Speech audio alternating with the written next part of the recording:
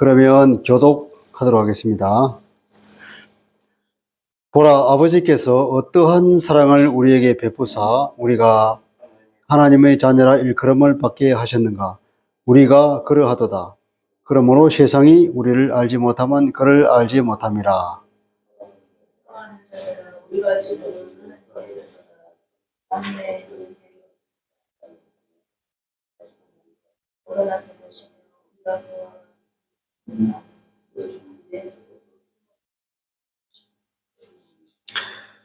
주를 향하여 이 소망을 가진 자마다 그의 깨끗하심과 같이 자기를 깨끗하게 하느니라.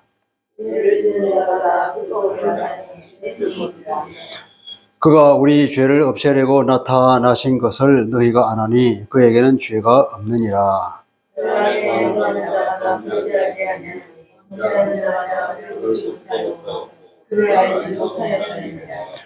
자녀들아, 아무도 너희를 미혹하지 못하게 하라. 의를 행하는 자는 그의 의로우심과 같이 의롭고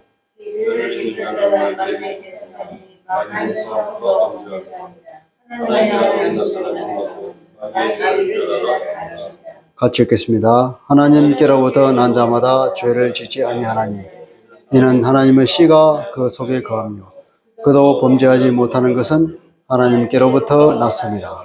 아멘.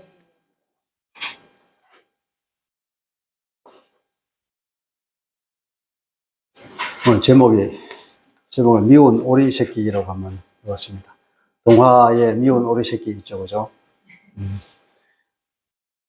미운 오리 새끼는 구박을 받잖아요. 구박을 받는 이유가 걔는 오리가 아니기 때문에 그렇잖아요. 그러니까 이게 백조의 알이 거기 속에 들어가서 이 오리가 품어서 깼단 말이죠. 근데 다른 오리들은 다 자기를 닮았는데 이 한 마리만은 좀 이상하게 생겼어. 그래서 이제 구박을 받고 쪼임을 받고 그래서 늘 외톨이로 살면서 힘들게 살죠.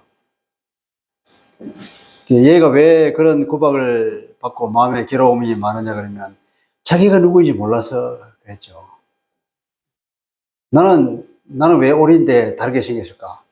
나는 왜 형제들로부터 이렇게 구박을 받고 나는 이렇게 다른 오리들이 잘하는 것을 나는 하지 못할까? 그렇잖아요. 근데 자기가 백조라는 사실을 알았으면 그렇지 않겠죠. 나는 백조야. 너희들은 뭐 오리밖에 안 되지만 나는 하늘을 날 수 있어. 그런 자부심을 가지고 살 수 있겠지만 그걸 몰랐기 때문에 얘는 그렇게 고통 가운데 아마 마음이 굉장히 아팠을 거예요. 사람으로 치면. 근데 어느 날 얘가 이제 호수에서 놀다가 자기 동료를 발견하죠. 근데 걔들이 자기도 똑같이 생긴데 굉장히 아름답고 예뻐져. 확 하늘을 나는데 보니까 엄청나게 높이 날아가서 하늘을 창공을 비상하는 걸 이제 자기도 하잖아요. 이제 그렇게 되는 거예요. 그 동료를 만날 때까지 걔는 고통 가운데 살았습니다. 우리 예수 믿는 사람들이 바로 이런 사람들이 아닌가 생각이 들어요. 근데 우리 그리스도인들이 이 세상과 다른 존재이기 때문에 그래요. 다른 사람들은 다 세상에 속한 사람인데 예수 믿는 사람들은 소속이 다르거든. 소속이 달라서 세상 사람들이 잘하는 걸 잘 못해요. 왜 그 모양이냐는 소리를 들을 수도 있고. 그런데 우리가 그리스도인들이 누구인가에 대한 우리의 정체성을 분명히 가지고 있어야 되고, 그리고 또 그런 정체성을 우리가 안다면 우리의 삶을 어떻게 우리가 이끌어 가야 할 것인가를 결정이 되겠죠. 오리는 오리의 삶을 살아가는 거고 백조는 백조의 삶을 살아가는 겁니다. 그러니까 백조가 오리처럼 살려가면 안 되고 오리가 백조처럼 살려도 안 되는 거죠. 백조는 백조라는 것을 자기가 알고 그 백조에 맞는 삶을 살고 거기에 자기를 더 발전시켜야 좋은 거죠. 우리는 그래서 하나님의 자녀이거든요. 우리의 정체성이 뭐냐면 하나님의 자녀란 말이죠. 요한복음 1장 12절에도 그런 말이죠. 예수를 소개하면서 그 이름을 영접하는 자에게는 하나님의 자녀가 되는 권세를 주셨다. 그렇습니다. 그리고 이어서 나오는 말이 이 사람은 사람의 뜻으로 난 사람이 아니고, 육체로 난 사람도 아니고, 어떤 혈통을 따라서 난 사람도 아니고, 어디서 난 사람이 그랬죠? 하나님께로부터 난자다, 이렇게 말해요. 이 사람은. 이렇게 예수를 영접한 사람은 하나님의 자녀가 됐는데, 그래서 이 사람은 혈통으로나 육적으로나 사람의 뜻으로 난 사람이 아니라, 이 사람은 하나님의 뜻으로 난 사람이다. 그러니까 예수를 믿는 사람들은 하나님의 자녀예요. 그 소속이, 그 기원이 어디서 출발했냐? 하나님으로부터 직통으로 난 사람이라니까요. 그런 자부심을, 그런 자기 정체성을 알고 있어야 되는 겁니다. 근데 여기서 오늘 우리가 읽었죠. 보라! 그러잖아요. 사도 요한이 얼마나 이것을 생각하면서 기쁘고 놀랍던지 감탄사를 내보는 겁니다. 보라! 하는 거죠. 보라! 아버지께서 어떠한 사랑을 우리에게 베푸사. 그러니까 하나님께서 얼마나 큰 사랑을 우리에게 주셨는가. 이 번역이 옛날 책의 번역이었으면 어떠한 사랑을 그렇게 원래 의미는 얼마나 큰 사랑을 우리에게 주셨는가. 얼마나 우리에게 큰 사랑을 주어서 우리가 하나님의 자녀라고 일컬음을 받게 했는가. 얼마나 큰 사랑입니까? 당신의 아들을 친히 내어주셔서 그 아들이 대신 우리가 져야 할 그 죽음의 십자가를 대신 지고 사형 선고를 자기가 집행을 받았잖아요. 죽음이 있습니다. 죽음. 로마서 5장 8장에 그랬죠. 우리가 아직 죄인인데도 불구하고 우리가 여전히 죄인인데도 불구하고 우리를 위해서 그리스도께서 우리를 대신하여 죽었다. 그것이야말로 하나님이 우리를 사랑하시는 사랑의 정도가 아니고 무엇인가. 그렇게 말하죠. 그리고 또 그렇게 말합니다. 그 다음에 자녀라 일컬음을 받게 하셨는가. 그리고 콤마 있죠. 우리가 그러하도다. 보라. 그렇게 해놓고는 한 번 더 강조하는 거죠. 우리가 바로 이런 사람이다. 참으로 그러하다. 우리가 참으로 그러하다. 이게 제대로 번역하면 앞에 참으로가 있어요. 참으로 우리가 그러하다. 그런데 세상에 몰라봅니다. 오리들이 이 백조 새끼를, 새끼 백조를 몰라보는 거죠. 못생긴 오리라고 보잖아요. 세상이 이런 우리를 몰라보다니 얼마나 안타까운 일인가. 이게 사도가 하는 얘기예요. 그러므로 세상이 우리를 알지 못하면 그를 알지 못합니다. 이 말이 좀 애매하죠, 그죠? 그러므로라고 하는 것은 그 말이에요. 우리가 세상이 왜 우리를 알아보지 못하는가? 알아보지 못하는 이유가 뭐냐면 그를 알지 못하기 때문에. 세상이 그를 알지 못합니다. 그가 누굴까요? 그가 하나님이죠, 그죠? 하나님. 세상이 하나님을 모르기 때문에 우리를 모르는 거예요. 우리가 하나님의 자녀인데 하나님을 알았더라면 하나님의 자녀인 우리를 당연히 알았겠지. 그러니까 당연한 거야, 그 말이에요. 사도가. 너무 안타깝고 세상이 우리를 모르는 건데 참 안타까운 일이지 하지만 하나님의 자녀인데 어떻게 그걸 물어볼까? 그러나 세상이 어떤 존재인가를 보면 이해가 된다는 거예요. 세상이 하나님을 몰라.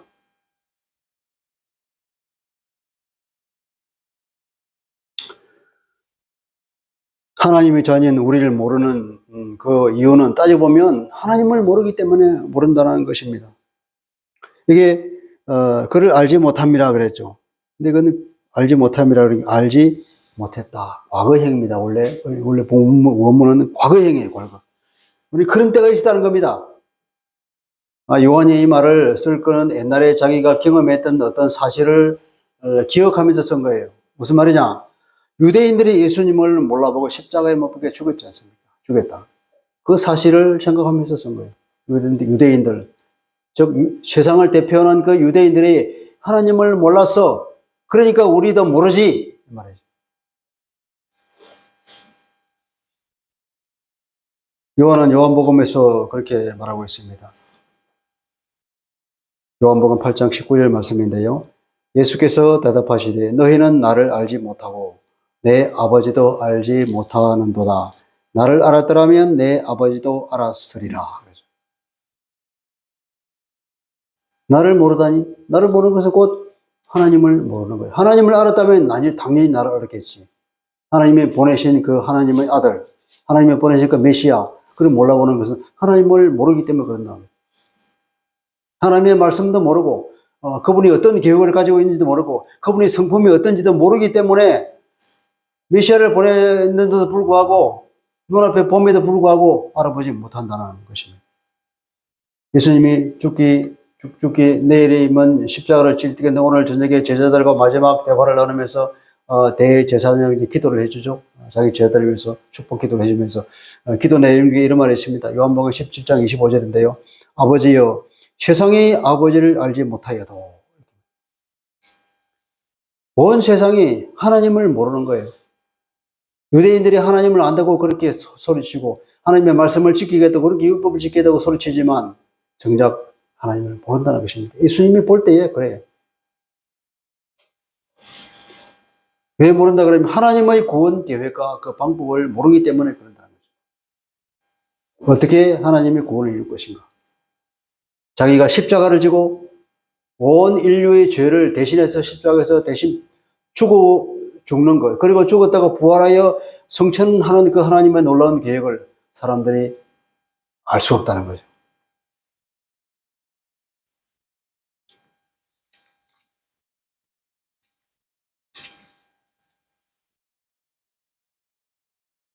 그리고 2절에 한번 들어가 봅시다. 사랑하는 자들아, 우리가 지금은 하나님의 자녀이지만은, 지금 우리가 하나님의 자녀이지만, 장래에 어떻게 될지는 아직 나타나지 아니하였다. 나타나지 않았다는 것은 밝혀지지 않았다는 것입니다. 지금 우리가 하나님의 자녀인 것은 맞아. 그렇지만 우리가 하나님의 자녀임에도 불구하고 하나님의 사실인 것처럼 그런 존재로 우리가 존재하지는 않는다. 아직은. 앞으로 어떤 일이 일어나서 뭔가 새로운 놀라운 일이 일어날 건데 미래에 이루어질 그 일은 지금은 아직 밝혀지지 않았다. 하나님의 자녀들은 예수님을 보면서 어떻게 됩니까? 예수님을 보면서 영광에서 영광으로 간다고 그러죠. 영광스러운 그 주님의 얼굴을 보면서 점점 우리도 주님의 얼굴처럼 영광스럽게 변해가는 거예요. 변해갈 때 주님이 재림에 오시는 그날 보면 우리가 주님처럼 영광스러운 얼굴을 변하는 겁니다. 변하고, 그리고 그 놀라운 이제 천국의 삶이 이루어지는데 그것은 아직 밝혀지지 않았기 때문에 말할 수가 없어. 그렇게 말하죠. 그렇지만, 그가 나타나시면, 주님이 재림에 오시면 우리가 그와 같을 줄을 안다. 왜냐하면 우리가 참모습 그대로 주님을 볼 것이기 때문이다. 이 얘기도 옛날에 주님을 봤던 어떤 경험이 있기 때문에 하는 얘기예요.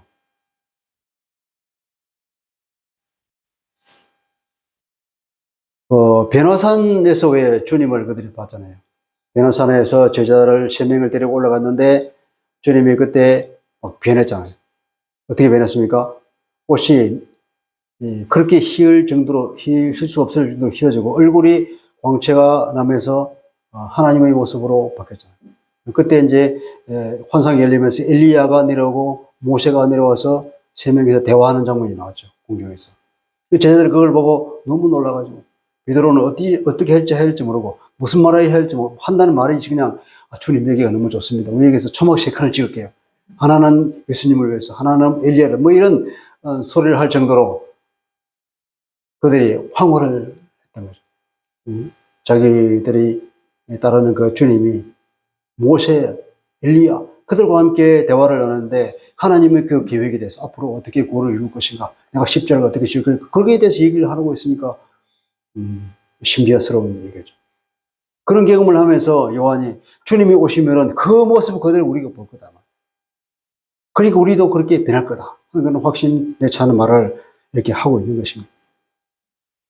이 얘기를 하는 것은 또 요한 1서가 쓰여진 것은 그 당시에 있었던 그 초기 영재주의자라는 그런 이단을 염두에 대고 쓴 책이라고 그러잖아요.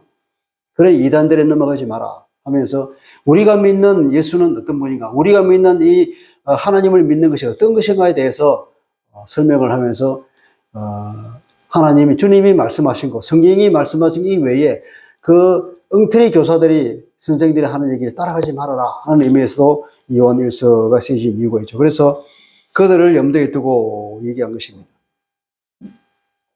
영지주의자들은 어떻게 가르치냐면은 자기는 특별한 영적인 지혜가 있어서 신비로운 지혜를 하나님이 주셨기 때문에 자기들은 하나님을 경험하고 하나님을 만났다 하는 거죠. 그래서 우리는 그 순간 적극적으로 우리는 완전한 모습으로 우리가 변모되었다. 우리가 겉으로 이랬지만 우리는 완전히 구원을 받았어. 그리고 그들은 주장할 때 이원론을 주장하거든. 그리스 철학의 기본이 이원이니까 영과 육을 나누는 거예요. 영혼은 거룩하고 의미 있는 것이고 이 육체는 더럽고 저급하고 가치가 없는 걸로 보는 거죠. 그래서 자기들은 이 영이 육체를 빠져나가서 하늘로 올라가는 것이 구원인데 자기들은 이미 그 구원을 경험하고 우리는 거룩한 사람이라고 생각하는 거예요. 그리고 우리 육체는 이제 아무런 의미가 없는 거야. 우리 구원은 육체로 오는 것이 아니라 우리 영으로 오기 때문에 우리 영의 구원을 받은 우리들은 육체는 이제 아무런 상관이 없어. 그래서 그들은 두 가지 부류로 나타나죠. 한 부류는 육체가 원하는 대로 사는 거예요. 아주 난잡한 생활을 해요. 도덕적으로, 성적으로 타락한 생활을. 또 한 부류는 어떤 부류를 가냐면은 육체를 고통을 가는 거예요. 이 육체, 더러운 육체, 왜 이런 욕망이 생기는 거예요. 육체를 막 학대하는 거예요. 자기 육체를. 왜 고행을 하는 거예요. 채찍으로 자기를 때리고. 그래서 끝없는 그 금욕주의로 가는 경향이죠. 하나님은 육체를 아주 귀하게 생각해요.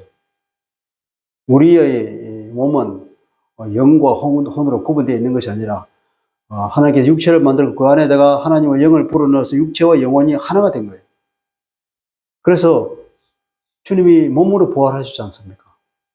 몸이 굉장히 중요한 거예요. 신비스러운 게 우리의 몸이거든요. 그런 것을 염두에 두고도 그렇게 얘기합니다. 그리고 우리가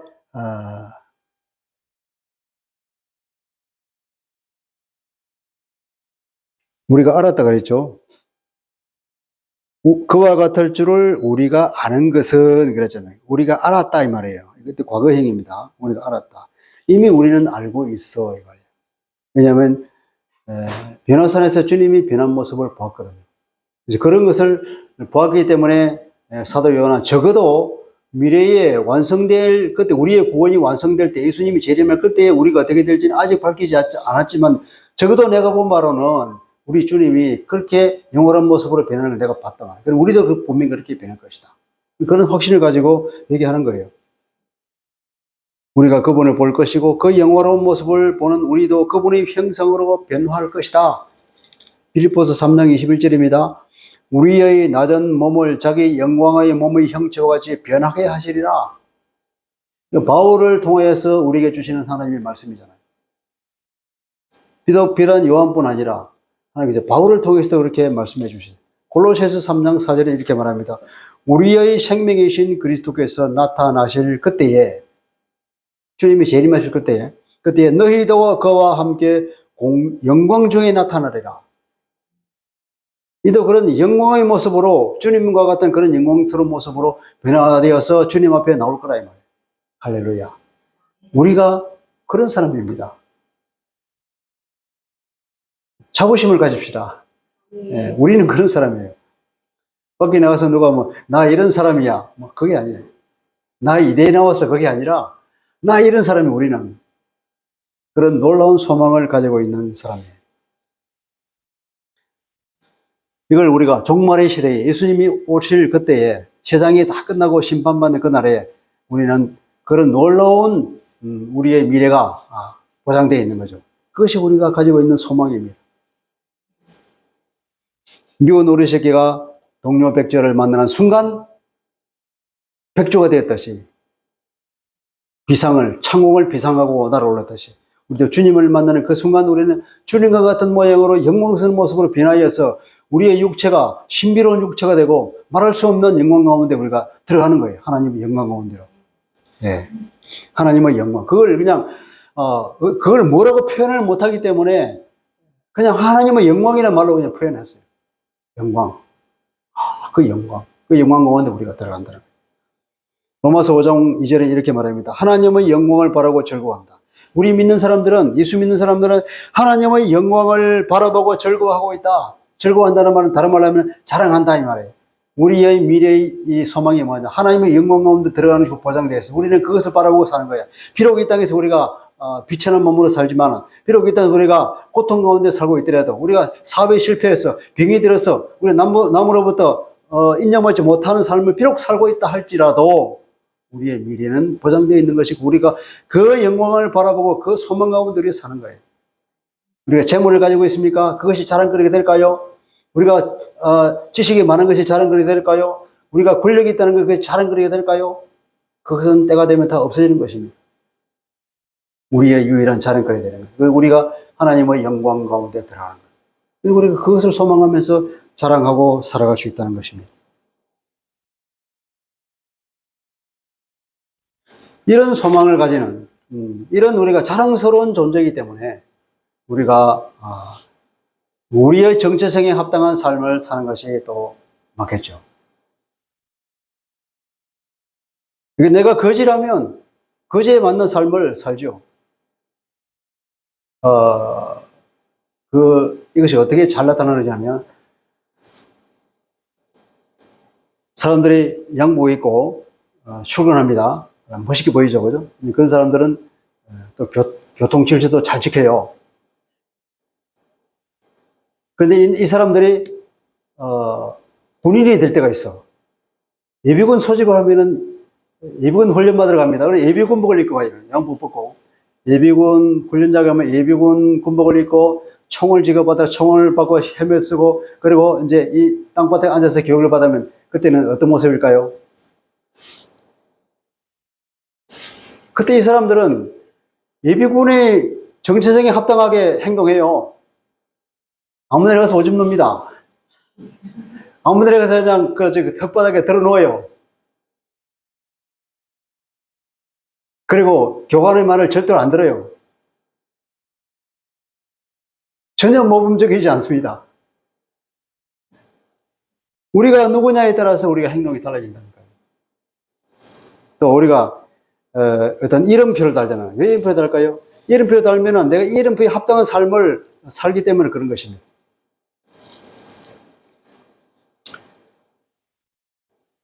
공무원이나 이런 사람에게 제복을 입히는 이유도 뭐예요? 제복을 입힘으로써 그 사람에게 삶의 굴레를 씌워주는 것입니다. 굴레라고 하면 그렇지만 어쨌든 거기에 합당한 삶을 살게 해주는 장치예요, 그게.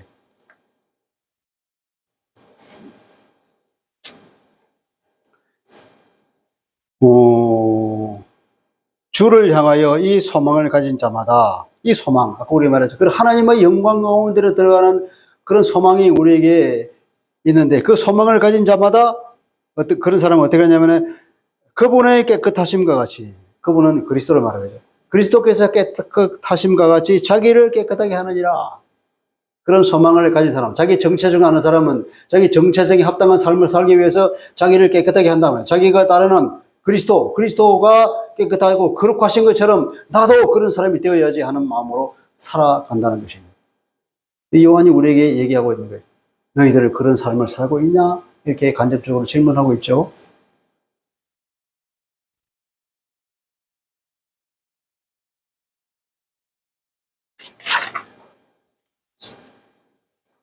깨끗하다고 하는 것은 죄의적인 의미에서 깨끗한 거죠. 그러니까 다른 말로 하면 거룩한 거예요. 죄가 없다, 그것을 떠나서 그거 한참 더 높은 거룩한 삶, 하나님의 자녀에 합당한 삶. 하나님께서 말씀해 내가 거룩하니 너희도 거룩하라, 그렇게 말씀하셨다시피 그런 일을 계속하는 거예요. 결례를 행하는 것입니다. 여기서 깨끗함이라는 것은 이제 여러 의미도 많겠지만 대표적으로는 무죄한 것, 죄를 짓지 않는 것, 그걸 포커스를 두고 얘기하고 있습니다. 그리스도는 죄가 없어요. 죄가 없으신 그분이 우리를 대신하여서 죄값을 받고 십자가에서 죽으셨단 말이에요. 그분 죄가 있다 그러면, 죄가 있는 분이라면 우리의 죄를 대신해서 죽을 수 없겠죠. 자기의 죄를 대신해서 죄 때문에 죽을 수는 있겠지만, 그분이 죄가 없음에도 불구하고 우리의 죄를 대신해서 죽었죠. 여러분, 깨끗한 손을 가진 사람과 악수를 하려면 내 손이 깨끗해야 되겠죠. 내가 일을 하면서 막 허드렛 일을 하고 있어요. 손이 막 더러워져서 헐기 못 더럽습니다. 그런데 누가 와서 반갑게 악수한다고 손을 내밉니다. 그러면 내가 이 손이 나가겠습니까? 악수하고 싶다 손이 나갈 수가 없는 게 내 손이 더럽기 때문에. 그리고 주님을 만날 텐데 그 거룩하신 주님, 그 영광의 주님을 내가 그때 만날 것인데 그러면 내가 어떻게 할 거냐? 내가 이렇게 더러운 몸으로 그의 몸을 만날 수 있을까? 내가 주님이 인정하지 못하는 그런 아주 악취나는 몸으로 그분을 내가 만날 수 있을까? 그분을 포옹할 수 있을까? 그건 안 되잖아요. 그러니까 그런 소망을 가진 사람이라면 당연히 그러니까 주님이 깨끗한 것처럼 나도 깨끗해야지 하는 그런 마음의 열망과 소망이 있으면서 그렇게 나를 가꾸어 나가겠죠. 이것도 말하자면 그 영지주의자들에게 비윤리적인 삶에 대한 반대하는 의미에서도 그렇게 말하고 있습니다. 그런데 그런 사람들은 아주 비윤리적으로 지 마음대로 사는 그런 삶을 살지 말아라. 하나님은 우리를 그렇게 원하지 않는다. 그분은 거룩하신 분이다. 영광스러운 분이다. 그런 분을 만날 때 어떻게 우리가 그런처럼 더러운 삶을 살면서 주님을 만날 수 있겠냐? 그런데 그 당시 그 영지주의자들이 오늘날에도 있다는 것이에요. 뭐 똑같은 모양은 아니지만 예컨대 이제 우리는 구원받았으니까 이제 끝이야. 예수를 믿는 것, 예수를 영접하는 그것이 모든 것이야. 그 다음에는 어떻게 살아도 아무 상관이 없어. 이제 우리는 구원받았거든. 하나님의 자녀거든. 주님은 십자가를 질 때 우리의 과거와 현재와 미래의 모든 죄를 다 용서해 주신 거야. 맞는 말이긴 하죠. 그래서 그런 구원이 끝이라고 생각하고 이제 회개도 필요 없어. 회개 왜 해? 이미 주님께서 다 용서해 주셨는데. 구원받은 사람의 모든 행위를 용서받았다. 그러면서 자기 마음대로 삽니다. 그렇게 가르치는 데가 있단 말이죠. 노골적으로 가르치는 않지만 행동으로 몸으로 그렇게 가르치는 곳이 있다는 것입니다. 그런 걸 우리가 잘 구별해서 그런 교훈으로부터 떠나야 하겠죠.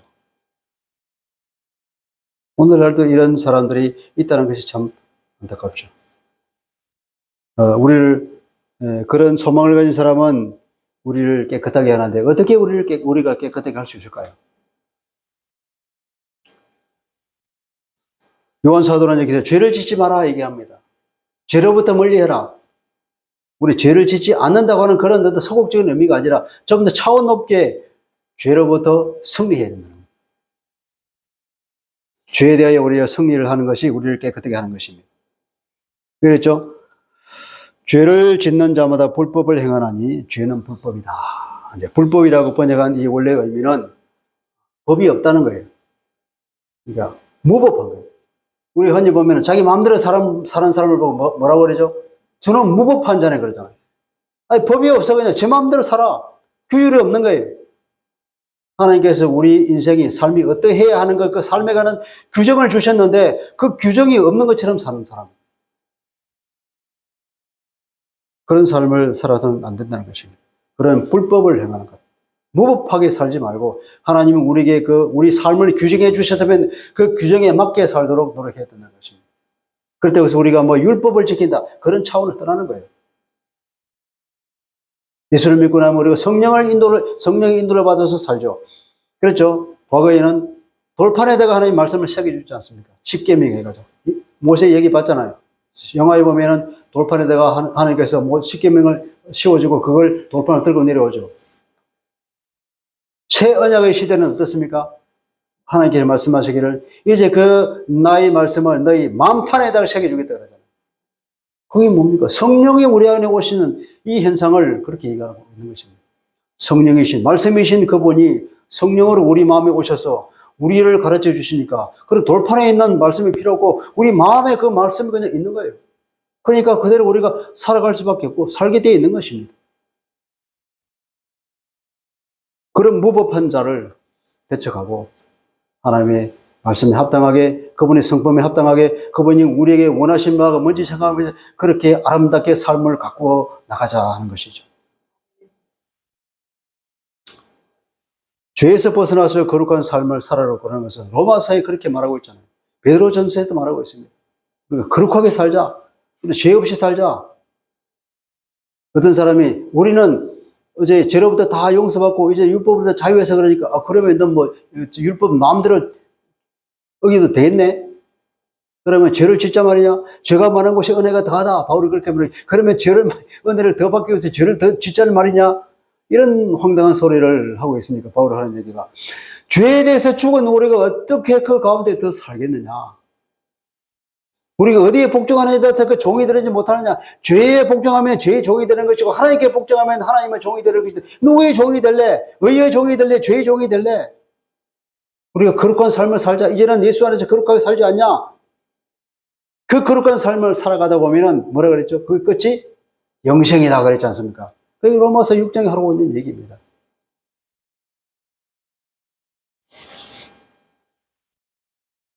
육절을 볼까요?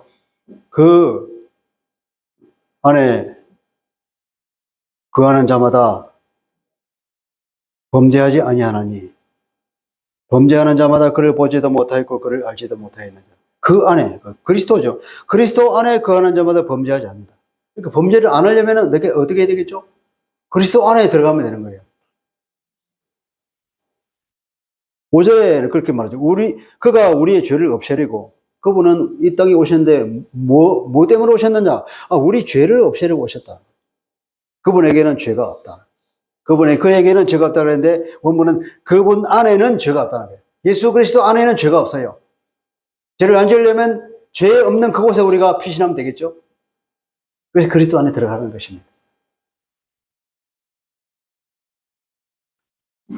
그리스도는 죄를 없애려고, 죄를 다 제거하려고, 죄를 싹 치워려고 오셨다 그랬죠. 근데 8절에는 또 이렇게 말합니다. 8절 후반절에 보면은 하나님의 아들이 나타나신 것은 마귀의 일을 멸하려 하십니다. 여러분, 죄와 마귀가 어떤 관계가 있죠? 마귀가 우리로 하여금 죄를 짓도록 유혹하지 않습니까? 마귀가 아무리 우리를 유혹하고 우리를 속이다 할지라도 죄를 짓는 사람은 인간이에요. 그러니까 죄를 지으면 그것은 마귀의 책임이 아니라 내 책임인 겁니다. 자기 책임이에요. 근데 마귀가 있다는 거예요. 이 마귀가 사람을 그렇게 유혹하고 넘어뜨리려고 오는데 거기에 넘어가지 말자. 그래서 7절에 그렇게 말하자면 자녀들아 아무도 너희를 미혹하지 못하게 하라. 아무도 너희를 미혹하지 못하게. 그러니까 어떠한 사단의 유혹이 오더라도 그 유혹에 넘어가지 말아라.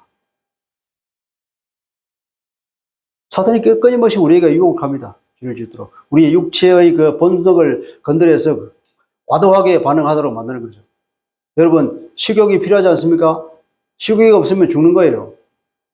어머니 우리 장모님께서 식욕이 떨어져서 음식을 못 먹어서 거의 죽기 직전까지 갔습니다. 다행히 약을 먹고 입맛이 좀 땡겨서 지금 기운이 돌아오셨는데 이 식욕이 없으면 죽는 거예요. 근데 이 식욕을 과도하게 자극시키면 어떻게 됩니까? 여러 가지 문제가 생기는 겁니다. 그리고 우리가 있어야 할 것을 하나님께 주셨는데 그것을 사탄이 과도하게 그걸 자극하니까 중독이라는 것이 빠지잖아요. 중독. 그래서 우리를 파멸시키는 것입니다.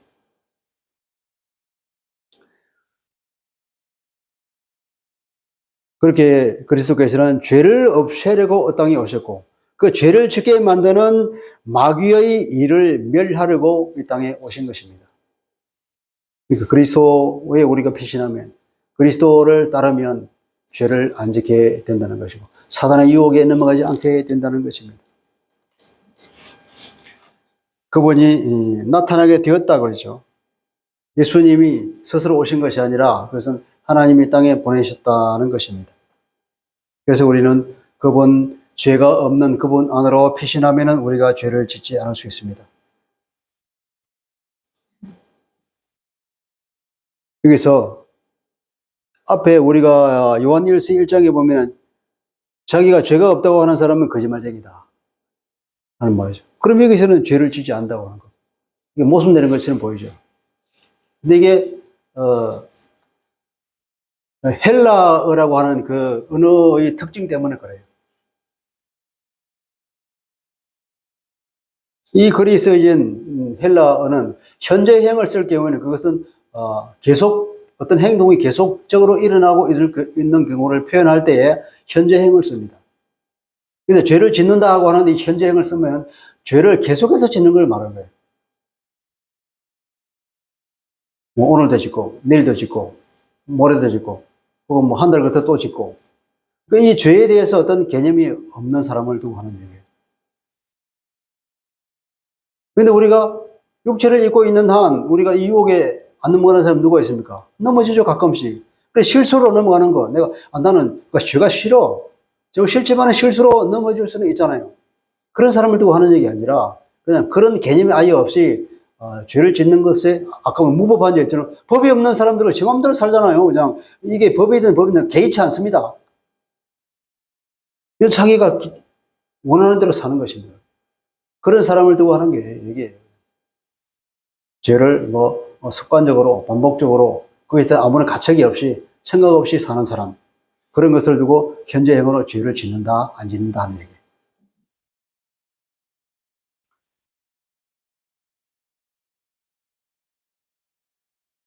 그래서 죄를 짓고 안 짓고 하는 그 사람의 삶의 모습을 보고 그죠? 그 사람의 행동이 어떤가를 보고 그 사람이 어떤가를 판단할 수 있다는 것입니다.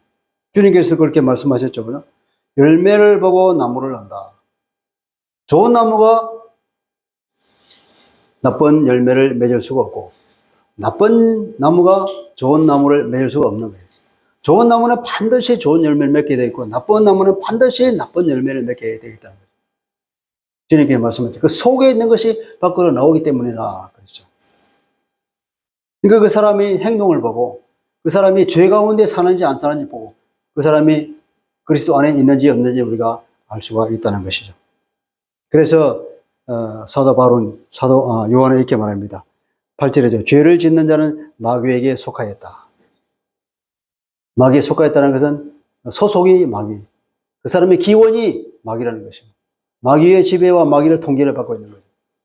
아담의 삶을 사는 모든 사람들은 이게 마귀의 지배 아래에 있지만 예수를 믿으면 어떻게 됩니까? 그 마귀, 죄의 세력으로부터 뽑혀서 해방받아서 하나님의 나라로 예수님의 왕국으로 들어간 것입니다. 할렐루야. 그러니까 지배, 그 세력, 눈에 보이지 않는 그 세력 가운데 나도 모르게 그 조정 가운데 살고 있었지만 이제 거기서 뽑혀 나와서 해방을 받아가지고 하나님 나라에 들어간 거죠. 그렇게 되지 않는 이상 어떤 마귀의 소속에 있다는 것입니다. 그래서 그 사람은 자기도 모르게 죄를 짓는 거예요. 그렇게 자기도 모르게 계속 죄를 짓는 자는 마귀에게 소속이 되어 있다. 그래서 마귀는 처음부터 죄를 지은 존재다. 이게 처음부터라는 것은 우리 창세기 1장에 말하는 태초에 하는 것과 똑같은 말이에요. 아주 그때부터 이 존재는 죄를 짓는 존재라는 거예요. 하나님 앞에 교만해서 그 자리를 떠나서 쫓겨나서 하나님을 대적하는 그 존재. 그게 사탄입니다. 사탄이 하는 일이 바로 그거란 말이에요.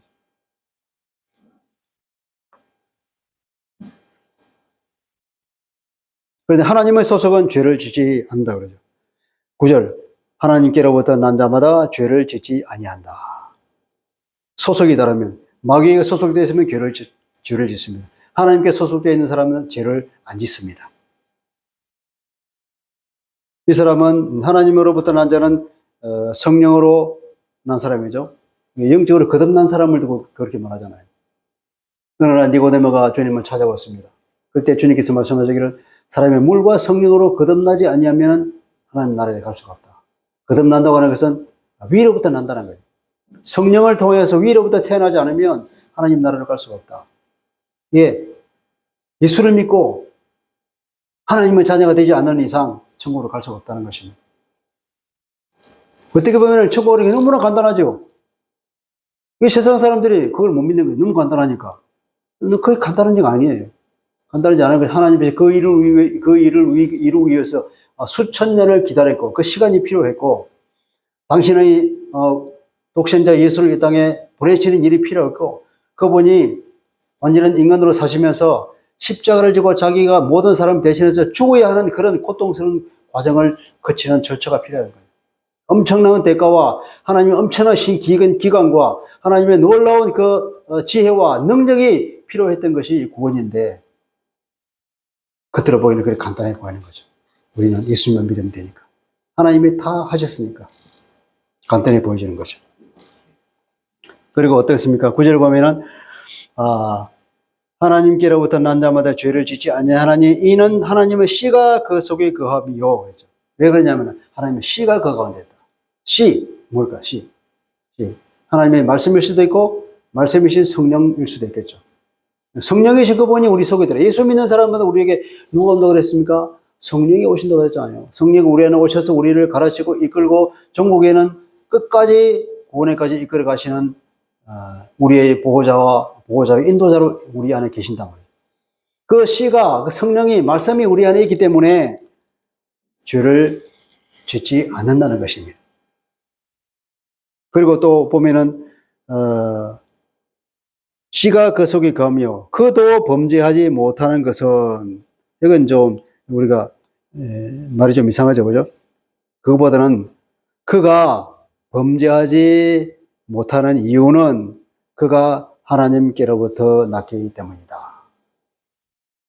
여기서 본문은 여기 때문에 앞절에 하나님께로부터 난 자마다 죄를 짓지 아니하니 이는 하나님의 씨가 그 속에 거하며, 그리고 and 그가 범죄하지 못하는 것은 하나님께로부터 났기 때문이다. 옛날에 제가 말씀드렸죠, 그죠? 이 헬라어의 특징 중 하나가 and 그리고라고 하는 말은 동일한 것을 한 번 더 설명할 때에 그리고라는 말을 쓸 수 있단 말이에요. 다시 말하면 이 말이에요. 다시 말하면 곧 할 때. 다시 말하면 곧. 그러니까 하나님의 씨가 우리에게 있는 사람, 하나님의 소속에 대한 사람은 죄를 짓지 않아요. 다시 말하면 그 사람은 아예 죄를 지을 수가 없어요. 왜냐하면 하나님으로부터 태어났기 때문에 그렇습니다. 하나님의 자녀들은 죄를 안 짓는 것이 아니라 죄를 못 짓는다니까. 이거 죄를 지어봐라. 지을 수 있는지. 안 돼. 왜냐? 그 속에 성령이 계시기 때문에. 할렐루야. 소속이 바뀌고 체질이 바뀌고 모든 것이 바뀌기 때문에 이제는 과거로 옛날로 돌아갈 수 없어. 죄를 못 지어요.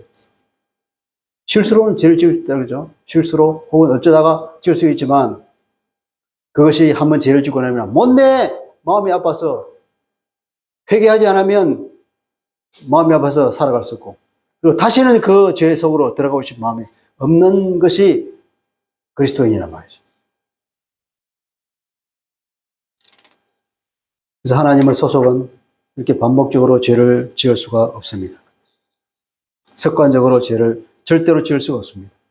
왜냐하면 그분의 씨가 그 사람에게 있기 때문입니다.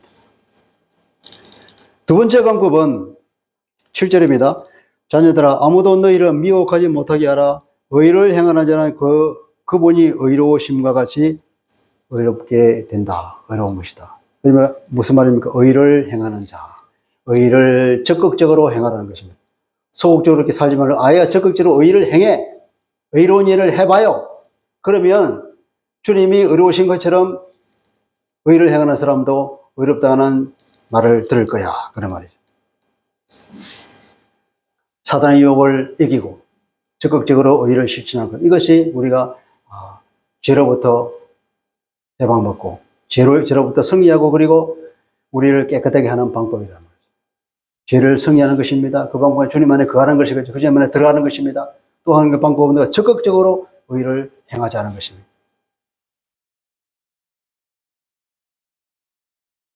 이 말은 그리스도를 우리 삶의 모델로 삼아라 이런 뜻이에요. 여러분, 예수 그리스도가 여러분의 삶의 모델이십니까?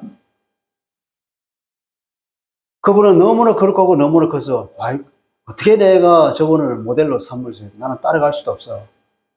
쉐레 요한이 나는 그분의 신발끈도 멜 자격이 없는 사람이야. 그렇게 말했듯이 너무 큰 분이잖아요. 어떻게 우리가 감히 그분을 모델로 삼고 살아갈 수 있겠어요? 물론 그렇습니다. 우리가 어떻게 십자가를 지겠어요? 우리가 할 수 있는 것이 할 수 없는 게 따라갈 수 있는 것이 없는 것이 있지만 우리가 따라갈 수 없는 하나님의 아들로서 한 그 일은 우리가 못 따라가겠지만 나머지 것들은 우리에게 주님께서 보여주신 거란 말이에요. 인생은 이렇게 사는 거야. 그걸 보여주신 건데 그걸 우리가 모델로 삼아야 될 것입니다. 그 모델로 삼읍시다. 그분의 발자취를 따라가는 삶을 삽시다. 그것이 바로 적극적으로 의를 행하는 삶이 될 것입니다.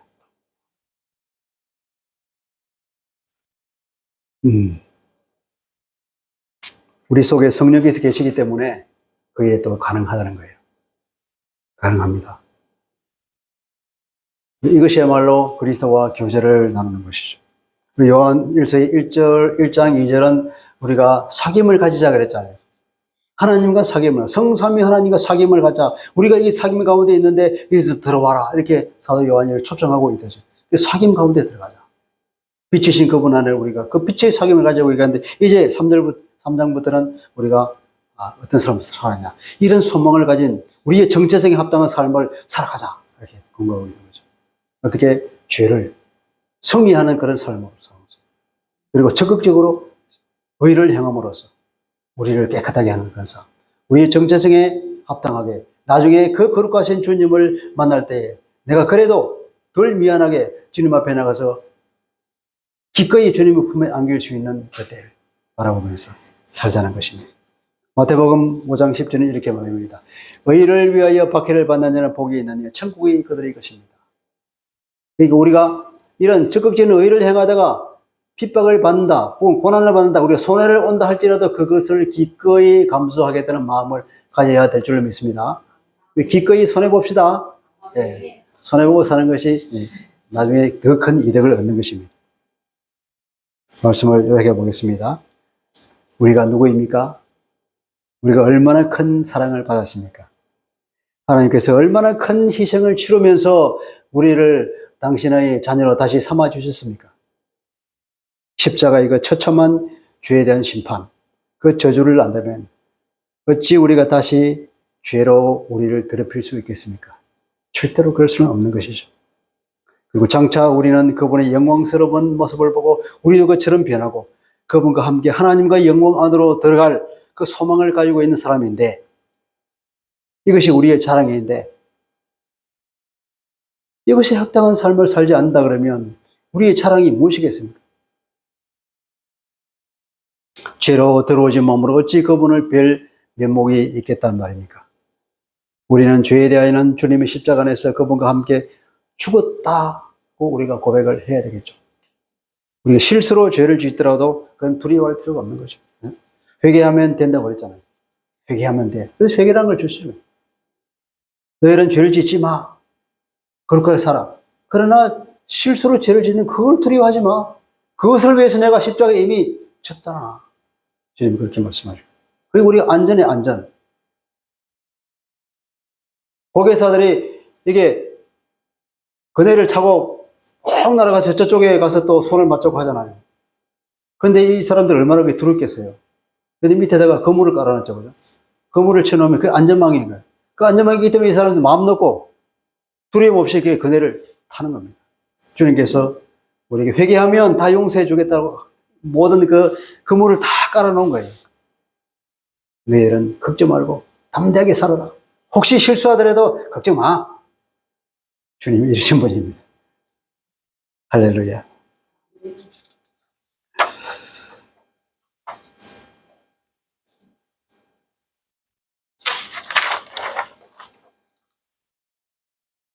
그리고 그리스도 안에 거하는 것이 죄를 이기는 첩경이라고 그랬죠. 그죠? 오히려 그리스도를 삶의 모델로 삼고 적극적으로 의를 행하는 것.